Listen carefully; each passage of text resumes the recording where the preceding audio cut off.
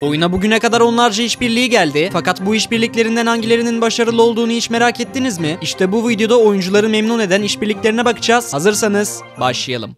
Öncelikle Sünger Bob işbirliğiyle başlamak istiyorum. Bu işbirliği oyuna gelen ilk işbirliklerinden biriydi ve ilk geldiğinde gerçekten çok büyük heyecan topladı. Bunun başlıca nedenlerinden biri neredeyse herkesin Sünger Bob çizgi filmini sevmesi oldu tabii ki. Ama Brawl Stars'ta etkinliği gerçekten çok mükemmel tasarladı. Mesela etkinlikte gelen güçlendirmeler gerçekten çok eğlenceliydi ve üçlü hesaplaşmanın ilk geldiği güncelleme de buydu. Hatta üçlü hesaplaşma o kadar çok sevildi ki sonraki güncellemelerde oyuna kalıcı olarak eklendi. Bu mod sayesinde ilk defa bir maçta ondan fazla oyuncu olabiliyordu ve bu kadar fazla oyuncu olması da modu bayağı kaotik yaptı. Kaotik olması da eğlenceli olması demek tabii ki. Bu modda Sünger Bob güçlendirmeleriyle beraber çoğu oyuncu ilk 30 rütbe savaşçılarını burada kastılar. Bunun dışında etkinlikte gelen kulüp etkinliği de çok iyiydi. Çünkü eğer kulübünüzle etkinliği fullerseniz 200 elmaslık Sünger Bob El Primo kostümünü kazanabiliyordunuz. Bu işbirliğini sevenler ve sevmeyenler oldu. Ancak herkesin ortak yanı bu işbirliğini bayağı eğlenceli bulmalarıydı. Fakat oyuna gelmiş her işbirliği maalesef Sünger Bob kadar eğlenceli olamadı. Bunun en büyük örneği oyuncak hikayesi işbirliği. Bu işbirliğiyle beraber oyunun ilk geçici savaşçısı Buzz Işıklı oyuna eklendi ve herkese ücretsiz olarak verildi. Başta çoğu oyuncu bu savaşçıyı ücretsiz açtığı için sevindi, ancak etkinliğin gelmesinden birkaç saat sonra neredeyse her maç Buzz Işıklı doluydu. Bu aslında beklenen bir şeydi çünkü oyuna her yeni bir savaşçı geldiğinde düşük kupa maçlar genellikle o karakterle doluyor. Fakat Buzz Işıklı'nın çıkışı farklıydı çünkü bu savaşçı gerçekten aşırı güçlüydü. Yani bu savaşçıya karşı şansınızın olmasının tek yolu sizin de Buzz Işıklı oynamanızdı. Elbette Supercell etkinliğin ortasında bir dengeleme getirdi fakat bu dengeleme karakterin gücünü fazla oranda değiştirmedi. Şimdi ise isterseniz bu güncellemeye yani Stranger Things işbirliğine gidelim. Aslında bu işbirliği oyuna çok yeni oyuncu çekmedi fakat oyunun geleceği için çok kritik bir mekanik getirdi. O da kart seçme mekaniği. Buna roguelike yani dizilimini tamamen kendi isteğine göre tasarlama deniyor ve büyük oyunların hala sevilmesinin nedenlerinden biri de bu. Eğer Brawl Stars bu mekaniği oyuna iyi bir şekilde entegre edip kalıcı yaparsa uzun vadede oyunu bayağı iyi şekilde etkileyeceğini düşünüyorum. Ve şimdi ise oyunun en sevilmiş işbirliğine gidiyoruz. Elbette Godzilla güncellemesi. Bu işbirliğinin oyunu en zirve noktasına taşımasının aslında birkaç büyük sebebi var. İlki mutasyonlardı. Güçlendirme mekaniği ilk olarak mutasyonlarla tanıtıldı ve bu mutasyonlar gerçekten aşırı zevkliydi. Mesela Carl ile süper bastığınızda jet hızıyla hareket ediyordunuz. Rico'nun mermileri tüm haritayı dolaşıp sekiyordu. Bunun gibi savaşçıların yarısından fazlasına mutasyon geldi. İkinci ana sebep ise canavar yumurtaları. O zamanlarda Star hediyelerinden başka alabileceğiniz ödül yoktu. Fakat canavar yumurtalarının gelmesi büyük bir yenilik olarak görüldü. Çünkü bu yumurtalardan efsanevi yaparsanız etkinlikte yeni gelen Godzilla Bass hiperşarj kostümünü çıkartabiliyordunuz. O zamanlar hiperşarj kostümleri de yeni olduğu için yumurtaları açarken gerçekten çok heyecanlanıyorduk. Tabi bu saydıklarımdan başka işbirlikleri de var. Onlara bu videoda tam değinmiyorum çünkü bu işbirlikleri oyunun popülerliğini çok etkilemedi. Fakat oyunda en az sevilenler kadar sevilmeyen başka güncellemelerin olduğunu biliyor muydunuz? Şu anda ekrandaki videoya tıklayarak da bu güncellemelerin neler olduğunu ve nelerin yanlış gittiğini öğrenebilirsiniz. Görüşmek üzere.